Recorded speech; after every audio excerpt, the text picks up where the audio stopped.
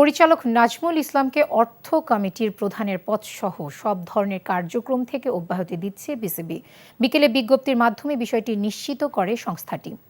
তবে বোর্ডের গঠনতন্ত্রের বাধ্যবাধকতায় এখনও পরিচালক পদ থেকে অব্যাহতি দেওয়া হচ্ছে না নাজমুলকে।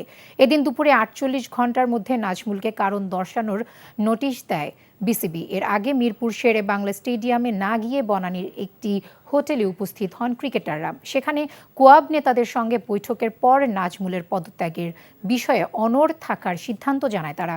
কোয়াব সভাপতি মোহাম্মদ মিঠুন বলেন, নাজমুলের মন্তব্য ক্রিকেট সংশ্লিষ্ট সবাইকে অপমান করেছে। বিপিএল গভর্নিং কাউন্সিলের সদস্য সচিব ইফতেখার মিঠু হোটেলে উপস্থিত হয়েও ক্রিকেটারদের মাঠে ফেরাতে ব্যর্থ হন। বিপিএলের দিনের প্রথম খেলায় চট্টগ্রাম রয়্যালসের প্রতিপক্ষ ছিল নোয়াখালী এক্সপ্রেস। সন্ধ্যায় সিলেট টাইটান্স রাজশাহী ওয়ারিয়র্সের খেলা নিয়ে এখনও ধোঁয়াশা কাটেনি।